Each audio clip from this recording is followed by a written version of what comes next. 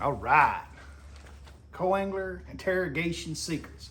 How to make the most of your day. That's basically what this video is going to be made up of. How to make the most of your day. Let's start with first thing in the morning.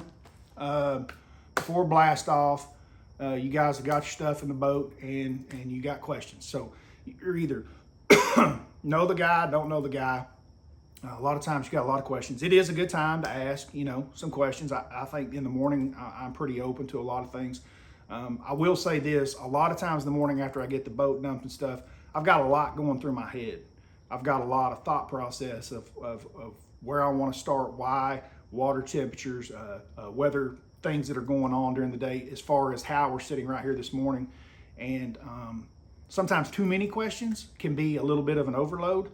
So I know that guys are excited first thing in the morning, and it seems like a great time to ask a whole bunch. What I'm saying is just don't throw a whole bunch first thing in the morning.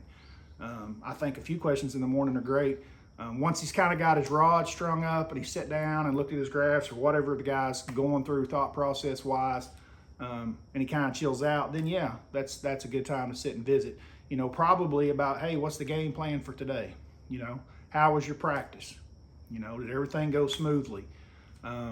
Because one of the main things that I would be trying to learn when I got in the boat with someone, first right out of the bag, is I kind of want to start opening up that rabbit hole to what's your thought process.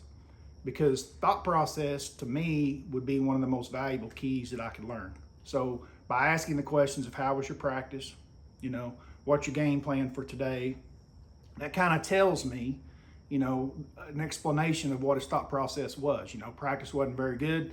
I'm going to some new areas that I have never even been to in 6 months or a year or whatever. And I'm just going practicing. That tells you that, his thought process probably he's going to fish fast, have reaction type style baits on. He's just covering water. And that gives you an idea of what you probably need to attack and how you need to attack it as well.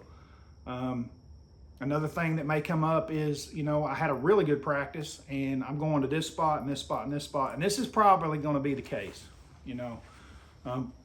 Guys tend to, all of us, tend to over-glorify what we found. And why that is, I don't know. But, if you stand on a dock and you ask 100 fishermen going out on tournament fish if they're going to catch them today, there's probably 75% of them that think they're going to catch them. And we all know at the end of the day, there's not 70% of the field that did catch them. So more than likely, that's going to be the thought process. So, you know that they're going to an individual spot that they've got confidence in or an area, and it's probably going to have a confidence bait. And you're probably going to see that bait come off the deck within the first rod or two that they grab in the morning. Pay attention to that.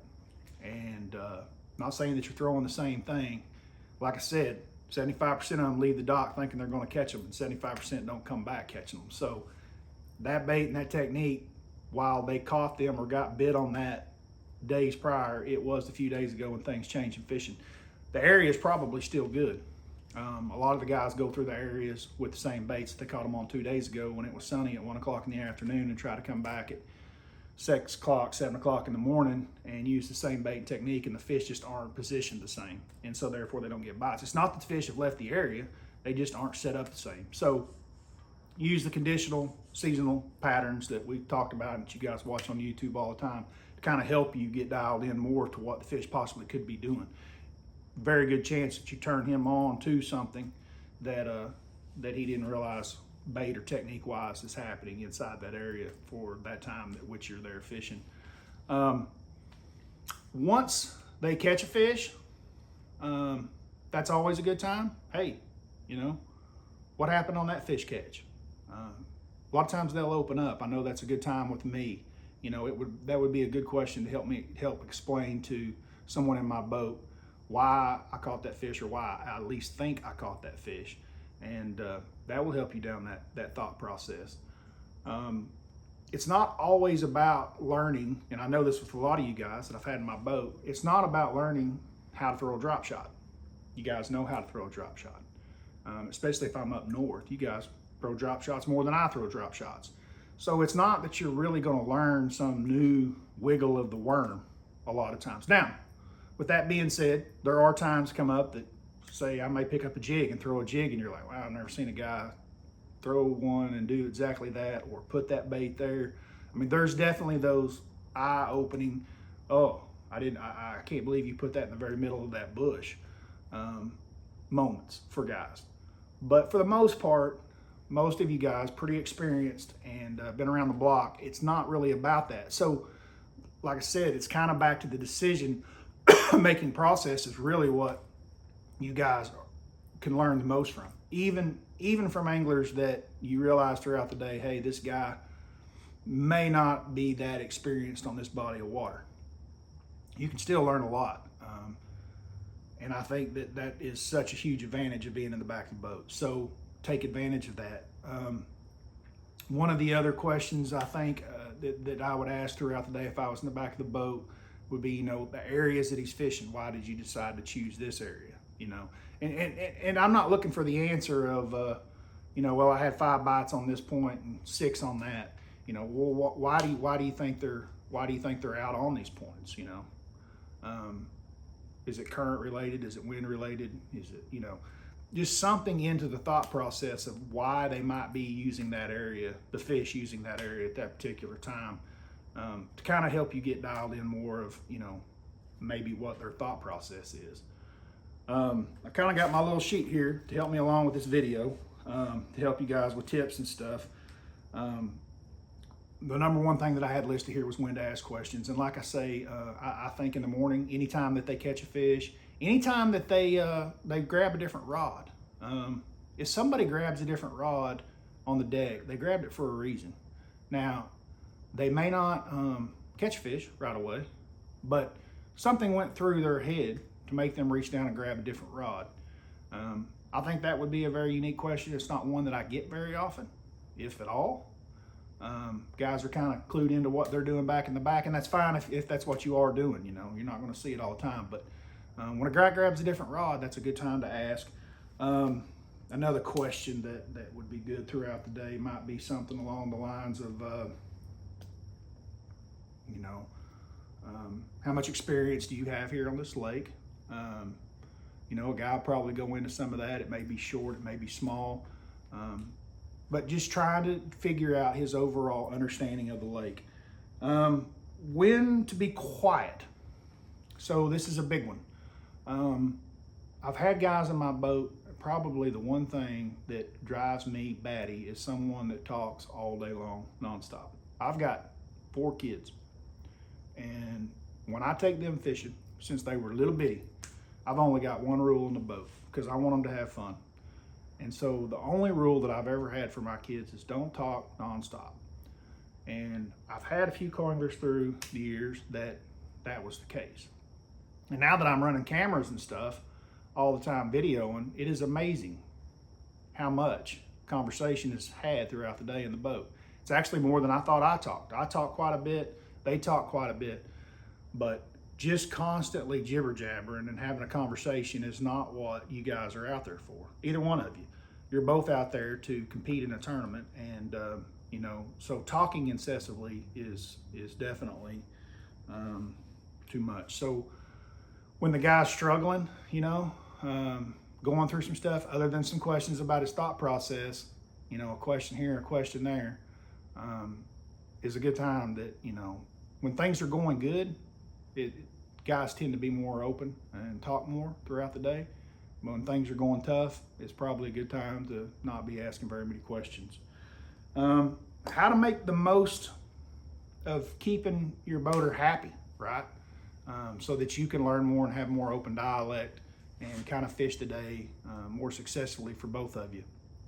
Keeping your rods organized, and your little area tight and clean, to where you don't have 6 or 7 rods laid out across everywhere, so that he can move from the front to the back deck if needed, and you so as well, because you can move to the front deck to land a fish just the same as he in most tournament circuits.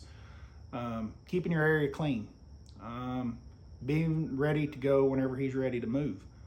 Life jacket zipped up, put on, buckled up, and ready to rock and roll whenever he starts the motor and hits the gas.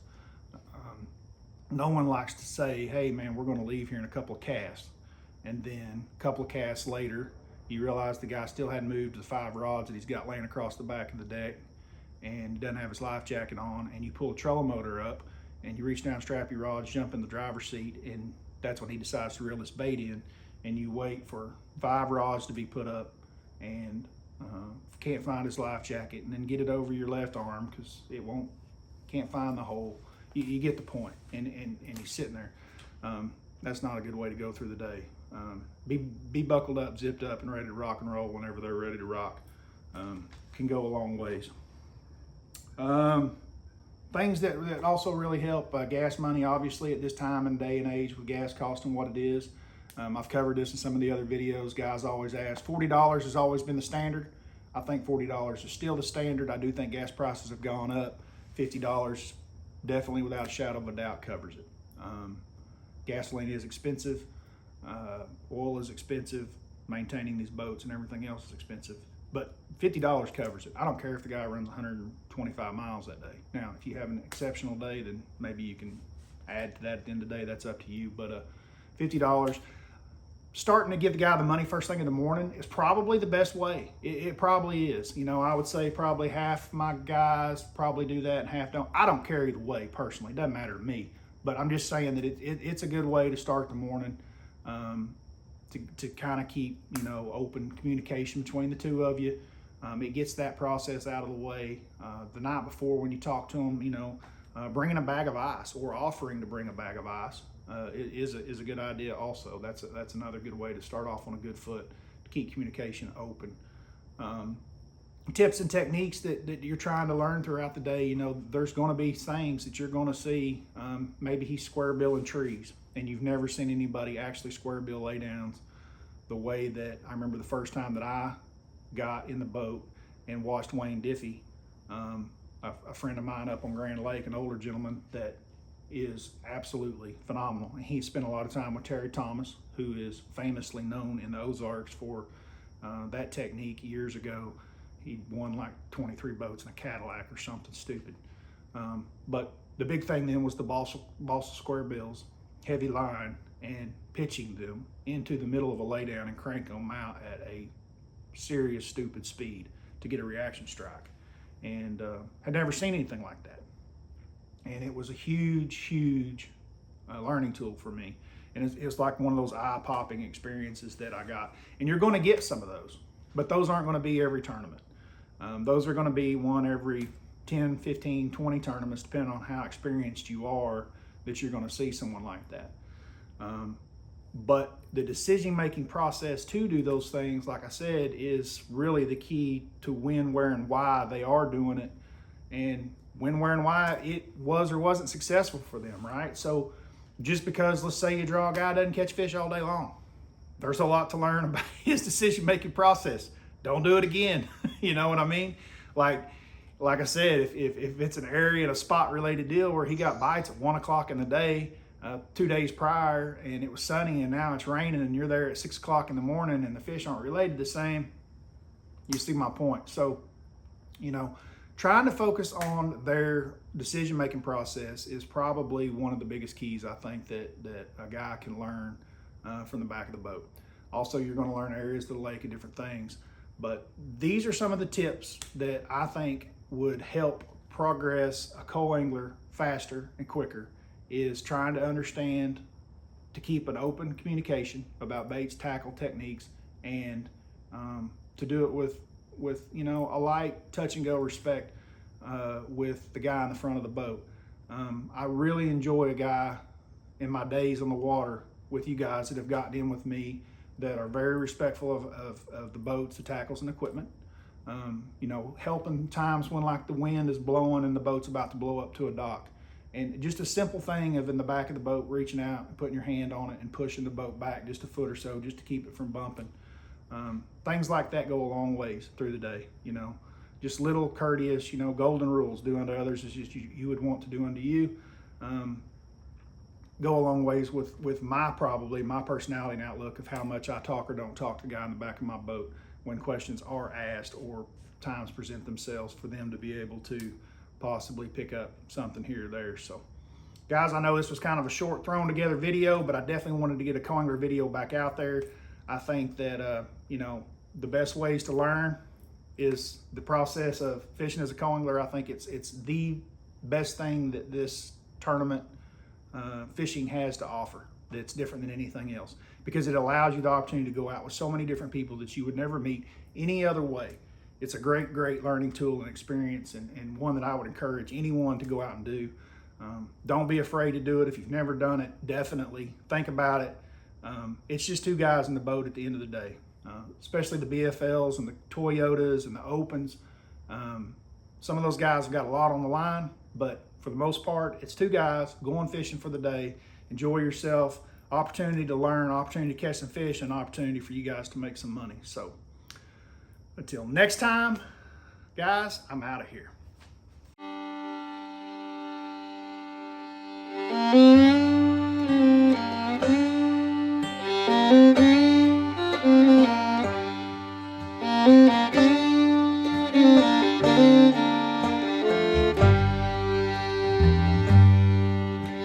you.